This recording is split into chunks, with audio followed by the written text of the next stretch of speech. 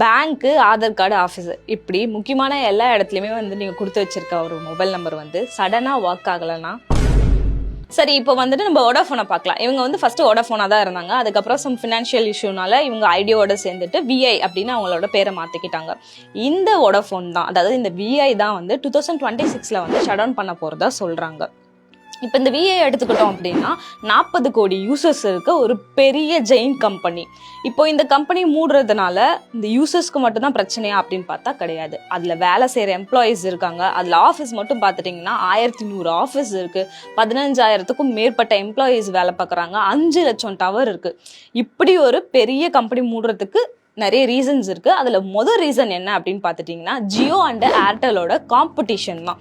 அது வந்து ரொம்ப ஹெவியாக இருக்குது. செகண்ட் பார்த்துட்டிங்கன்னா ஏஜிஆர்னு சொல்லுவாங்க. இது என்ன அப்படின்னா இந்த வோடாஃபோன் வந்துட்டு கவர்மெண்ட்டுக்கு அவங்களோட ரெவென்யூலேருந்து தர வேண்டிய ஒரு ஃபீஸ் மாதிரின்னு வச்சுக்கோங்க. இது வந்துட்டு 1000 கோடி கணக்கில் அவங்க பெண்டிங் வச்சுருக்காங்க. தேர்ட் என்ன அப்படின்னு பார்த்தோம்னா ஷேர் மார்க்கெட்டோட வேல்யூ. இவங்களுக்கு வந்து ஃபர்ஸ்ட் 35% இருந்தது. இப்போ வந்து அது 18% குறைஞ்சிருது.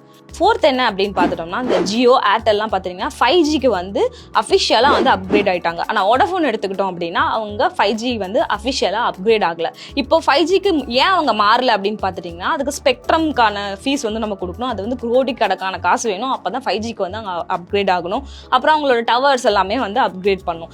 இந்த இடத்துல வந்து அவங்களுக்கு ஃபினான்ஷியல் கிரைசிஸ் வந்ததுனால அவங்களால 5Gக்கு வந்து மாற முடியல. அதனால இந்த விஐயோட யூசர்ஸ்லாம் என்ன பண்ண ஆரம்பிச்சிட்டாங்க அப்படின்னா 5G இல்லை, இப்போ யார் 5G வந்து ப்ரொவைட் பண்ணுறாங்க?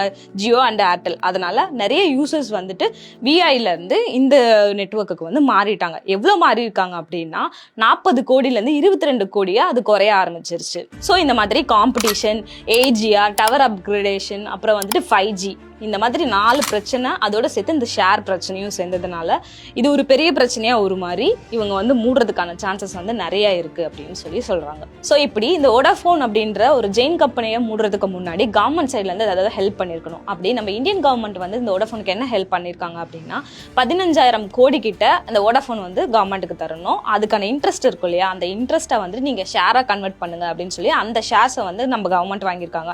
எவ்வளோ வாங்கியிருக்காங்கன்னா 33.4% வாங்கியிருக்காங்க. அதோட அவங்க நிறுத்திக்க கிடையாது. இப்போ இந்த ஸ்பெக்ட்ரம் அப்புறம் இந்த ஏஜிஆர் சொன்ன இல்லையா, அதில் வர வேண்டிய பணத்தை வந்து நீங்கள் 4 வருஷத்துக்கு அப்புறம் கொடுங்க. ஆனால் 4 வருஷம் கழிச்சு நீங்கள் கொடுக்கும்போது நாங்கள் இன்ட்ரெஸ்ட் போடுவோம், அதையும் நீங்கள் சேர்த்து கொடுக்கணும் அப்படின்னு பண்ணியிருக்காங்க.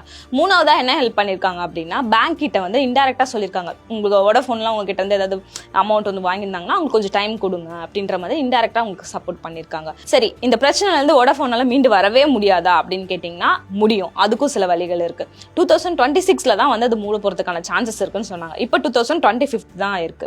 ஸோ இந்த பிட்வீன் டைம்ல என்ன பண்ணலாம்னா அவங்களுக்கு இன்வெஸ்டர்ஸை வந்து நிறைய கொண்டு வரலாம். இன்வெஸ்டர்ஸ் நிறைய வந்தாங்கன்னா ஷேர் அதிகமாக வாங்க, ஷேர் அதிகமாக வந்தாங்கன்னா ஃபண்டு வரும். ஃபண்டு வந்தால் மற்ற எல்லா ப்ராப்ளத்தையும் இவங்க சால்வ் பண்ணிக்க முடியும். அடுத்தது என்ன பண்ணலாம் அப்படின்னு பார்த்தீங்கன்னா நான் சொன்னேன் இல்லையா 5G நெட்வொர்க் வந்து மேஜர் ரோல் இதில் வந்து ப்ளே பண்ணுது அப்படின்னு சொல்லிட்டு. ஸோ இப்போ சென்னை, மும்பை இந்த மாதிரியான மெயின் கண்ட்ரீஸில் வந்துட்டு 5G நெட்வொர்க்கை வந்து அவங்க எனேபிள் பண்ணலாம். அடுத்தது கேபிட்டல் அமௌண்ட் ஏதாவது கெயின் பண்ண முடியுமான்னு பார்க்கலாம். அப்புறம் ஆல்ரெடி இவங்ககிட்டையும் பார்த்தீங்க அப்படின்னா டவர் இஷ்யூஸ் இருக்குது. இதெல்லாம் ஃபிக்ஸ் பண்ணாங்க அப்படின்னா 2025க்குள்ளே இதெல்லாம் சரி பண்ணிட்டாங்க அப்படின்னா வோடாஃபோன் வந்து சர்வைவ் ஆகும். சரி, இப்போ நம்ம வோடாஃபோன் கம்பெனி பற்றி கம்ப்ளீட்டாக பார்த்தாச்சு. அதோட கஸ்டமர் அதாவது நம்ம தான். நானும் வோடாஃபோன் சிம் தான் யூஸ் பண்ணுறேன். நான் மட்டும் கிடையாது, 21 கோடி பேர் இந்த சிம்மை தான் யூஸ் பண்ணிட்டு இருக்கோம்.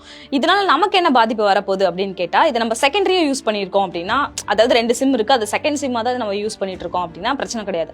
ஆனால் மெயினாக என்ன மாதிரி நீங்களும் வந்துட்டு பேங்க்குக்கு, ஆஃபீஸில், அப்புறம் வந்துட்டு ஆதாருக்கு, இது எல்லாத்துக்கும் இந்த நம்பர் கொடுத்துருக்கீங்க அப்படின்னா அந்த கம்பெனி வந்து மூட போகிறாங்கன்னா பிரச்சனை நமக்கு தானே. ஸோ அதனால அந்த கம்பெனி மூடுறதுக்கு முன்னாடி நம்ம என்ன பண்ணலாம்னா நம்மளோட நெட்வொர்க்கை சேஞ்ச் பண்ணிடலாம்.